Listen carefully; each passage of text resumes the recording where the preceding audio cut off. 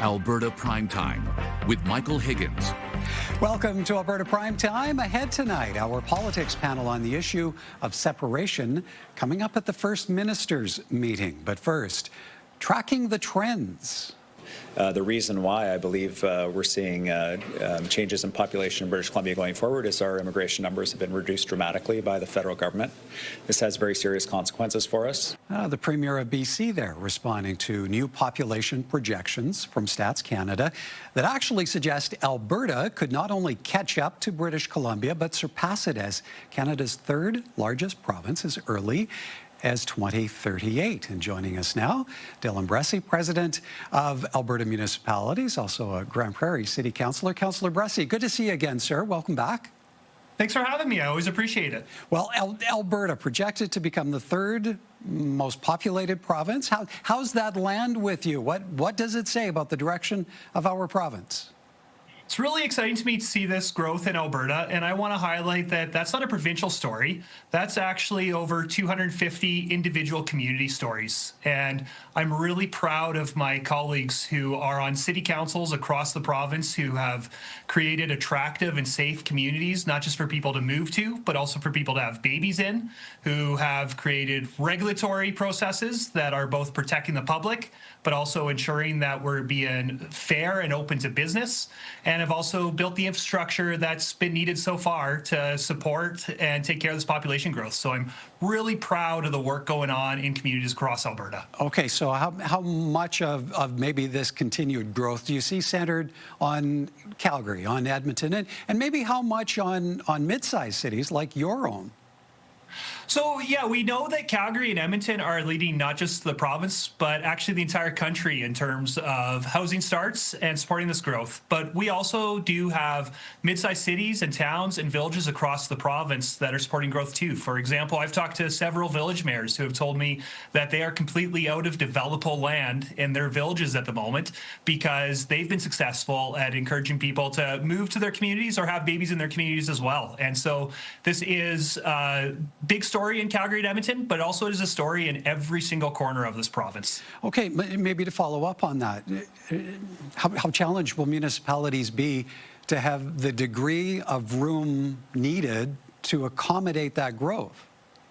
Well, and simply put, we can't keep this growth up without increased investment in infrastructure. It is right now, I am talking to mayors across the province who are telling me that our road capacity, our pipe capacity, our water treatment capacity is simply running out. And if we don't expand that basic infrastructure, we're not going to be able to flush the toilets in the new houses we're building. So we really are hitting a point where infrastructure is no longer going to be able to support this growth. And that's something that it's exciting to me that we're having this success, but we really do need to make sure that we're supporting this growth as well so that it can continue, and also so that our existing residents continue to be able to rely on water, road networks, and all that stuff as well. I'm going to circle back to some of those points in a moment. I want to first ask, though, from a provincial standpoint, what do you assess as the biggest overall challenges? So when I'm looking at municipal infrastructure, it really is an infrastructure challenge, and that's municipal roads and pipes. That's also, even though it's not our lane, there's school boards are also struggling with having enough buildings to house all their new students. It really is. We are running out of infrastructure in this province, and it's a double whammy sword because not only are we running out of available infrastructure, but we also have infrastructure aging in this community. So municipal investments aren't just struggling to keep up with growth. They're also struggling just to keep up with the basic maintenance so we don't have huge catastrophes and huge tax increases in the future. So Alberta has been successful, but we need investment to continue that success. Okay, so then as a municipal leader, what could then be the trickle down to ratepayers, be that residential or businesses alike? How worrisome are the prospects in that regard? Well, when we look at how property taxes are changing in this province, we know that more and more there's been cumulative impacts of a whole host of decisions that have been made in a variety of ministries, both at the federal and provincial levels, which have increased costs for municipalities, decreased non-property tax revenues for municipalities, and remove property tax room from municipalities. And we're doing that at the same time as we're seeing a need for new infrastructure and inflation raising the cost of that infrastructure. So that means one of two things are going to happen. Either property taxes are going to have to go up, or we're simply going to have to stop making the investments in infrastructure that we're seeing today. And I don't think Albertans want either one of those things to happen. So for us, we really do want to be having a conversation about how should we be funding this infrastructure in this province? Because I don't think property taxes alone are the solution. Okay. On that point, how then do you see responsibilities being divvied up in getting ahead of the curve on this? How much should be shouldered by the province? Well, this is an all orders of government solution. So municipalities, they are making these investments at the local community level. They also are doing all the work of making sure that we've got good land use planning processes, good permitting, all those. So municipalities really are doing the work that they need to do. But we're also seeing in the province of Alberta over the last 15 years, we've seen municipal infrastructure go from being over 3% of the provincial budget to about 1.5% of the provincial budget. We're also seeing the federal government make big budget announcements that aren't really introducing new money to municipalities for them to build new infrastructure. Instead, they're just imposing rules on municipalities and actually sometimes taking money away from municipalities. And so for us, we think this is an all-order of government approach that's needed, and we really do want to be talking to our colleagues at other orders of government. How are we going to work together to sustain these investments in our community? Okay, to follow up on that, and as maybe a final question, how do you see any or all of this playing into what's long been held and proclaimed as the Alberta advantage, and how we fit into the bigger national picture at a time when there's now so much focus on push for separation? Well, and I would say that Alberta is really proud to be leading the country in our growth in economy, and we want to be able to continue contributing to Canada's success, and our local communities want to be able to continue contributing to Alberta's success. And so for me, that's why it is so important that all orders of government are at the table together, talking about who's making what investments, what's the appropriate way to split costs, and also what policy changes do we need to be making as united orders of government to make things continue to be successful for our residents and our businesses. All right, we'll have to leave it there for time. Appreciate, as always, your time, sir. Thank you kindly, Councillor Bressy. Thank you, I appreciate it. Dylan Bressy is president of Alberta Municipalities and a Grand Prairie City Councillor.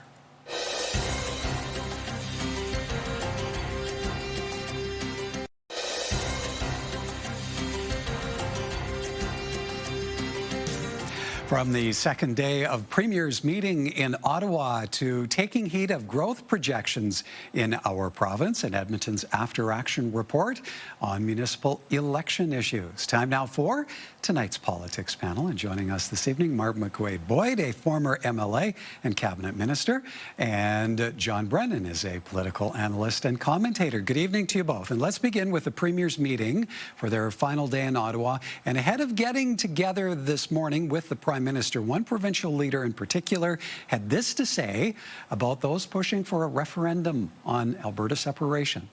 Well, these are not Albertans. Albertans overwhelmingly want to stay in Canada. This is a small group of people that live in Alberta that don't want to be part of Canada, don't want to be part of Alberta. And I think that all of us, myself, Premier Smith, every Premier, has a role to play to say that this is unacceptable conduct. As organizers of the independence petition have told us here on Alberta Primetime, they've been meeting with U.S. government officials, and last week Treasury Secretary Scott Bessent commented on the movement, saying Alberta is a natural partner to the United States. Now, David Eby says Canada needs to draw the line at people seeking the assistance of a foreign country to break up Canada. Mark, I'll start with you. David Eby even went so far today as to call separatists meeting with the Trump administration as being treason. What do you make of the BC Premier raising the issue at this time and the impact that could have on Team Canada unity? Well, I'm 100% glad he's done it. I think it needs to be addressed, and I'm glad it was being discussed at the Premier's meeting. Totally agree with him. The people meeting with the U.S. have no business doing that. It's one thing to have a petition, but another thing to go and negotiate when you're not an elected member. You're not anybody, and you go and negotiate something that nobody wants. John, as we heard in the clip, David Eby says it's on all the premiers, and he singled out Danielle Smith. On the premiers to publicly say this is unacceptable conduct, what kind of pressure does that bring to bear on the premier of our province? Well, it puts a lot of pressure on Danielle Smith, Michael, because, as you'll recall, it was the UCP government that made it easier for the separatists to have this referendum, and now she has to live with the results of that. And of course, the reason that she did this is two reasons. She wants to have leverage with Mark Carney and the federal government to make sure that the federal government implements the things that they said they would do in the MOU between the government of Canada and the government of Alberta. But it's also to keep her party united so that she can win the next election. Because, there's a strong base within the United Conservative Party that supports Alberta's separation from Canada. So, it was totally inappropriate that these guys are going down to Washington and meeting with Trump officials. And it's even more inappropriate, Michael, for Scott Bessent, the Treasury Secretary of the United States, to be commenting and saying that, oh, it'd be nice if Alberta joined the United States. Totally inappropriate conduct from a senior American official. Mark, the EB comment on the separatist follows the two premiers meeting with the Prime Minister in his office on Wednesday, generally described as cordial, productive, but David Eby also suggesting there were no significant pipeline updates. What's your sense as a former Alberta Energy Minister on any progress being made between Alberta and BC on the prospect of a pipeline? Well, I think there's an increased understanding that they need to get through this. And I think in his comments the last couple of days, we've seen where he seems almost resigned that it will happen. And it's just a matter of his cautions that, First Nations need to be heard. He's given his preference again of twinning TMX rather than a new pipeline. But I think they've had some good discussions, I'm guessing, on it. And, with recent events with the U.S., I think he's resigned that we need to go in that direction to diversify our energy mix and delivery. John, where do you feel this issue leaves the status of the Alberta-Ottawa MOU, and maybe more specifically, the voice of the Prime Minister in this equation? There's a lot of work to do in the next couple of months, Michael, to get the MOU implemented. We have some deadlines coming up. It's stated in the MOU that there has to be an agreement between Alberta and Canada on increasing the industrial carbon tax in Alberta in a staged increase, and also for the Pathways Alliance project to proceed before the government of Canada is going to put its full weight behind this new bitumen pipeline between Alberta and BC. So there's a lot of work to be done. With Mark Carney's government and Danielle Smith's government. They both said at the news conference today that they're both committed to it, that they're going to undertake that work to get that work done. So now we have to see if that work gets done, and we'll see in the spring what the status of this project is, Michael. Mark, on all of the premiers meeting with the PM today, what do you see needing to come out of that meeting to solidify Team Canada unity? Well, I think all of them marching in the same direction and speaking, the same sentiments about sticking together. Investors don't like when there's, disjointed thinking. So I think they're doing the right thing. They all seem to be coming out saying the same message, and that's positive. But as John said, for all of these projects, there's a lot of work to do in a very short time. And as a final thought, John, you see a lot of smiling faces around that table, as we saw in the video, and there seems to be unity in that setting. But how quick does that change once they come home? Well, I think the Prime Minister made a really important announcement this morning, Michael, at the conclusion of the meeting. He said that he is going to convene a meeting monthly with the premiers and the territorial leaders once the CUSMA negotiations begin in July. That is really important. And that's something that Brian Mulroney did back in the day when he was negotiating the free trade agreement with the United States back then. You have to keep your premiers on side. You have to keep them engaged. You have to let them know what's going on in the negotiations. So, at the closing news conference today, the Prime Minister and all the premiers were united as Team Canada, agreeing to work together. And as I said, the Prime Minister said that the premiers and the Prime Minister and the territorial leaders will meet once a month once the negotiations begin. So that's a good sign that Team Canada is united going into these negotiations. All right, time for us to take a bit of a break. But when we come back, getting a handle on what growth projections could translate to for our province. More from our politics panel in a moment.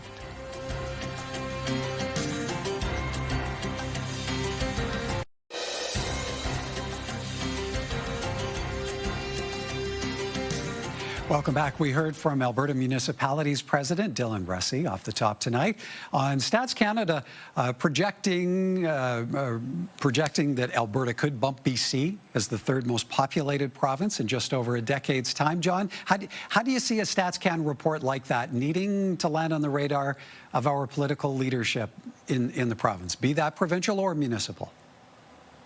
Well, I wasn't surprised when I saw the Stats Canada report, Michael, because all of us who live here know that our population has increased tremendously in recent years. But my count in the last 3 years, and this was in a Government of Alberta news release around unemployment statistics late in the year, our population grew by 500,000 people in the last 3 years, from 4.5 million to now 5 million.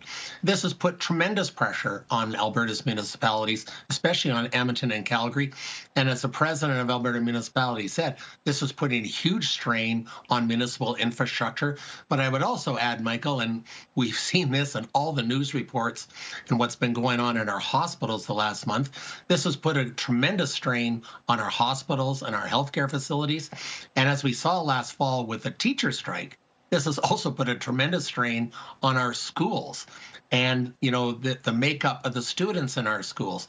So, in-migration, Alberta has had a lot of positive benefits, especially for the economy, but there's been a lot of drawbacks as well.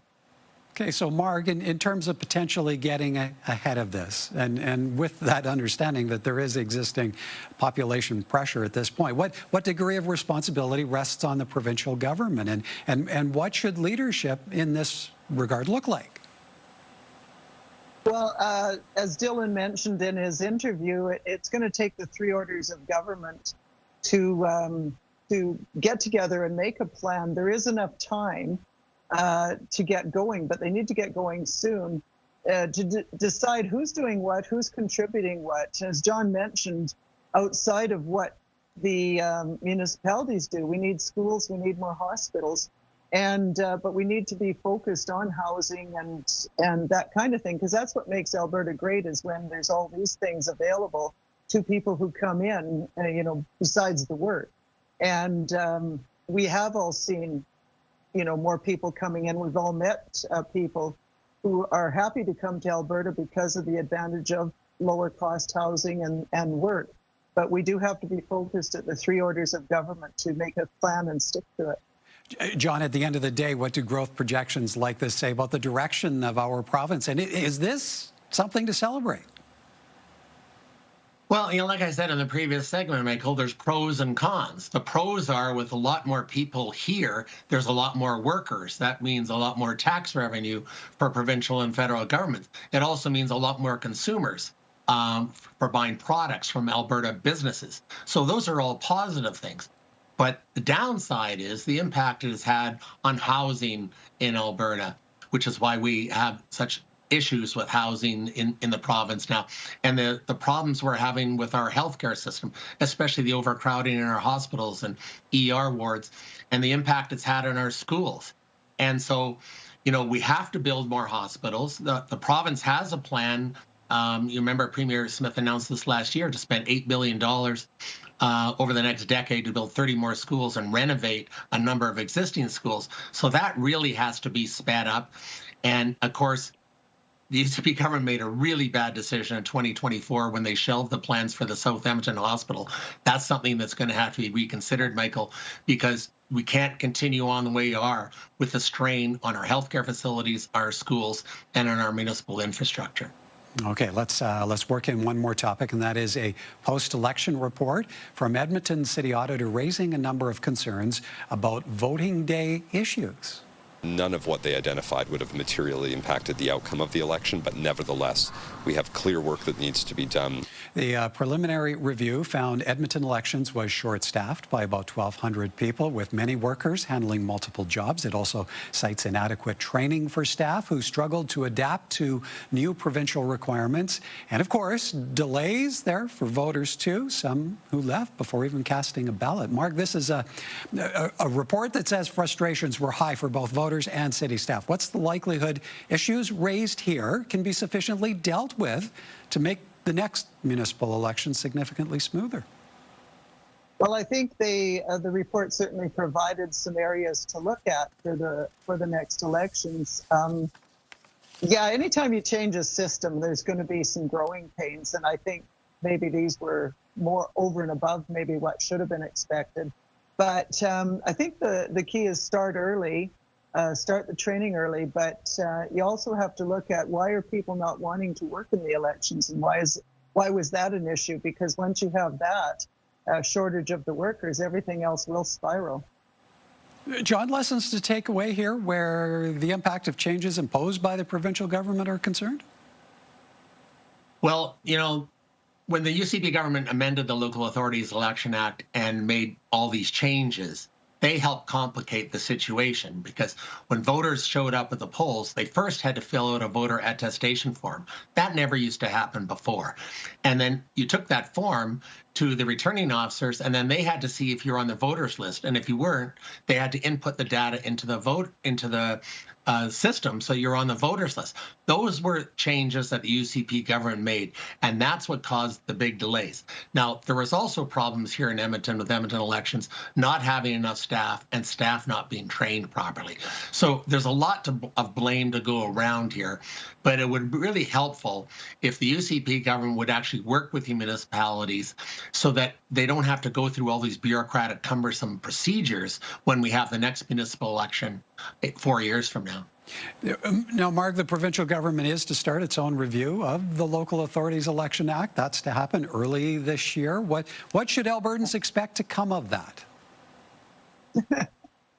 Hopefully not too much change. There's been an awful lot of change in the last few years, and hopefully it's just some tweaking. But if they do decide to make significant changes, they need to be ready to support the municipalities in their elections. And if there's changes, you know, in other, you know, the way boards or the way councils run in that, they've got to be prepared to put some money into training, because that's pretty crucial. Otherwise, things just are not going to work properly.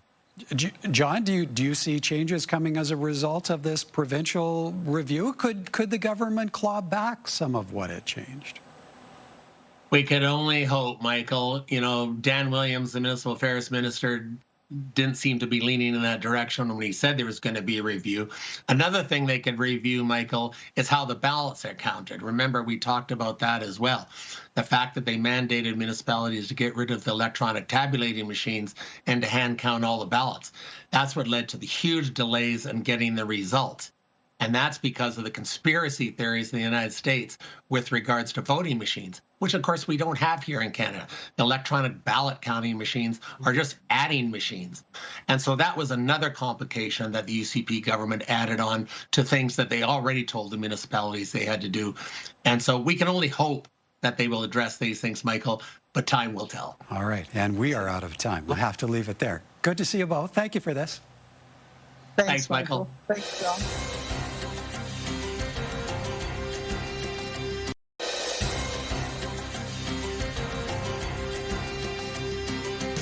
Now, here are a few responses to a recent story posted by CTV News about Pierre Poilievre facing a leadership review at the Federal Conservative Convention this weekend, happening in Calgary. Aladine says Poilievre has no vision, just division and whining. He just wants to continue living off Canadian taxpayers. Cray thinks Pierre is what Canada needs. The Liberals are destroying this country. Peter writes, I say keep him as leader. It's the best way to guarantee we will never have another Conservative government.